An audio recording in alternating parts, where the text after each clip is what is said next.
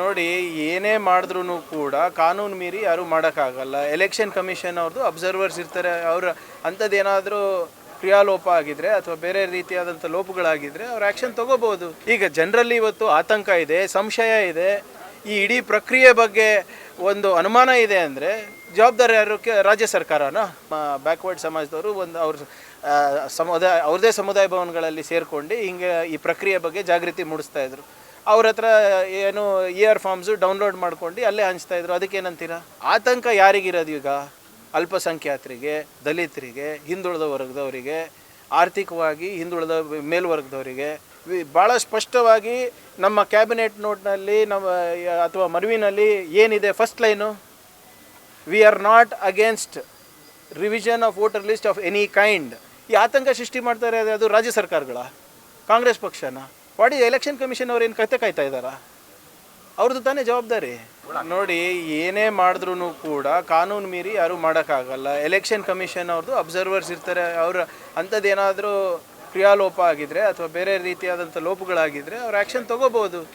ನಾವು ಯಾರೂ ಕೂಡ ಅವರಿಗೆ ಫೋರ್ಸ್ ಮಾಡಿ ಯಾವುದಾದ್ರೂ ಸಮುದಾಯ ಭವನಗಳಲ್ಲಾಗಲಿ ಅಥವಾ ಬೇರೆ ಕಚೇರಿಗಳಲ್ಲಾಗಲಿ ಮಾಡಿ ಅಂತ ಒತ್ತಾಯ ಮಾಡಿಲ್ಲ.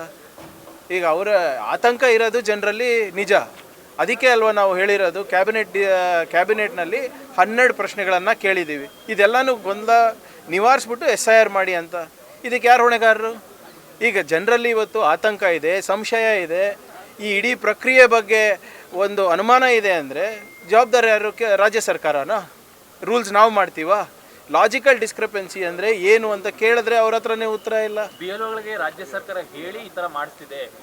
BLO ಯಾರು ಅಂಡರ್ ಬರ್ತಾರೆ? ಇವ್ರೆ ಅಧಿಕಾರಿಗಳು ನಮ್ಮವ್ರು ಇರ್ಬೋದು, ನಿರ್ದೇಶನ ಯಾರು ಕೊಡೋದು? ಎಲೆಕ್ಷನ್ ಕಮಿಷನ್ನೇ ಅಲ್ವಾ? ಅದು ಈಗ ಯಾರು ಆ್ಯಕ್ಷನ್ ತಗೋಬೇಕು? ಆಯಿತು ಸರ್, ನೀವು ಇದು ಹೇಳ್ತೀರಾ? ನೋಡಿ, ಎಲ್ಲರೂ ಕೂಡ MLA ಗಳಿರ್ಬೋದು, BJP MLA ಇರ್ಬೋದು, ಕಾಂಗ್ರೆಸ್ MLA ಇರ್ಬೋದು, ಎಲ್ಲರೂ ಕೂಡ ಇದಕ್ಕೆ ಶ್ರಮಿಸ್ತಾ ಇದ್ದಾರಲ್ವಾ? ಯಾಕೆ? ಮತದಾರರಿಗೋಸ್ಕರ. ಈಗ ಅದಕ್ಕೆ ಮಾನದಂಡ ಇದೆ. ನೀವು ಹೇಳ್ದಂಗೆ ಫೋಟೋ ಹಾಕಬಾರ್ದು. ಇದು ಕೆಲವು ಶಾಸಕರು ಮಾಡಿದ್ದಾರೆ. ಜಯನಗರ್ನಲ್ಲಿ ಏನಾಯಿತು ಸರ್? ಜಯನಗರ್ನಲ್ಲಿ ನಮ್ಮ ಶಾಸಕರು ಇರೋದಾ? BLO ಯಾರಿರೋದು? ರಾಜ್ಯ ಸರ್ಕಾರದ್ದು. ಚಾಮರಾಜಪೇಟೆ, ಯಶವಂತಪುರದಲ್ಲೆಲ್ಲ ಎಲ್ಲ ಕಡೆ ಇರ್ತದೆ. ಈಗ ಆಲ್ SIR ಎಲ್ಲ ಪೊಲಿಟಿಕಲ್ ಪಾರ್ಟೀಸು ಮಾಡಬೇಕಲ್ವಾ? ಈಗ ನಾಳೆ ನೀವು ಎಲೆಕ್ಷನ್ ಗೆಲ್ಬೇಕಂದ್ರೆ ನೀವು ನಿಮ್ಮ ಮತದಾರರಿಗೆ ಹಾಕಿಸ್ತೀರಾ.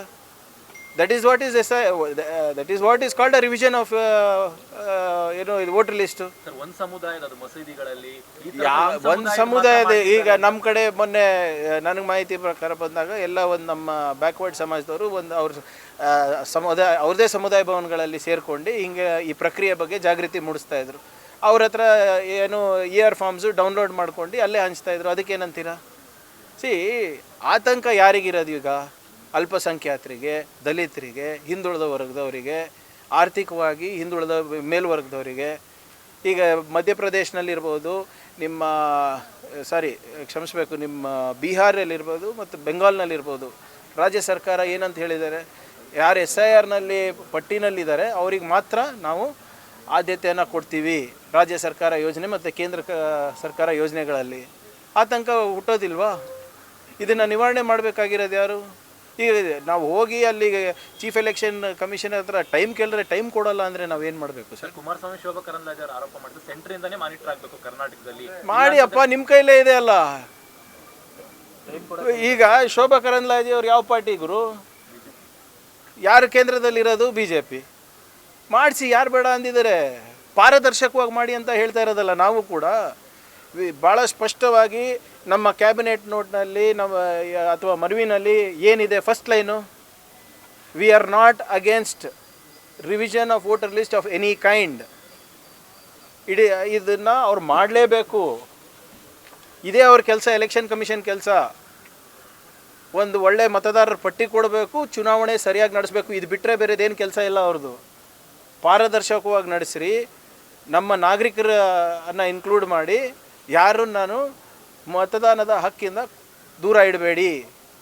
ಅದಕ್ಕೆ ಕೆಲವು ಪ್ರಶ್ನೆಗಳನ್ನು ಕೇಳಿದ್ವಿ, ಅದಕ್ಕೆ ಉತ್ತರ ಕೊಟ್ಟರೆ ಮುಗ್ದೇ ಹೋಗ್ತದಲ್ಲ ಸರ್. ಈ ಆತಂಕ ಸೃಷ್ಟಿ ಮಾಡ್ತಾರೆ ಅದು ರಾಜ್ಯ ಸರ್ಕಾರಗಳ, ಕಾಂಗ್ರೆಸ್ ಪಕ್ಷನ. ವಾಟ್ ಈಸ್ ಎಲೆಕ್ಷನ್ ಕಮಿಷನ್ ಅವ್ರು ಏನು ಕತೆ ಕಾಯ್ತಾ ಇದ್ದಾರಾ? ಅವ್ರದ್ದು ತಾನೇ ಜವಾಬ್ದಾರಿ. ನಮ್ಮ ಕಾರ್ಯಕ್ರಮಗಳನ್ನ ನೀವು ನೋಡ್ತಾ ಇದ್ರೆ ನಮ್ಮ ಚಾನೆಲ್ ಅನ್ನ ಸಬ್ಸ್ಕ್ರೈಬ್ ಮಾಡಿ ಪಕ್ಕದ ಬೆಲ್ ಐಕಾನ್ ಒತ್ತಿ ನಮ್ಮನ್ನ ಬೆಂಬಲಿಸಿ. ಹಾಗೆ ನಮ್ಮ ಕಾರ್ಯಕ್ರಮಗಳನ್ನ ಲೈಕ್ ಮಾಡಿ, ಕಮೆಂಟ್ ಮಾಡಿ, ಅದನ್ನ ಬೇರೆಯವರಿಗೂ ವಾಟ್ಸ್ಆಪ್ ಮೂಲಕ ಶೇರ್ ಮಾಡಿ. ನೀವು ಹೀಗೆ ಮಾಡಿದಾಗ ನಮ್ಮ ಚಾನೆಲ್ ಮತ್ತಷ್ಟು ಜನರಿಗೆ ತಲುಪಲು ನೀವು ನಮ್ಮೊಂದಿಗೆ ಸಹಕರಿಸಿದ ಹಾಗಾಗುತ್ತೆ. ಇದು ನೀವು ಯಾವುದೇ ಖರ್ಚಿಲ್ಲದೆ ಕೆಲವೇ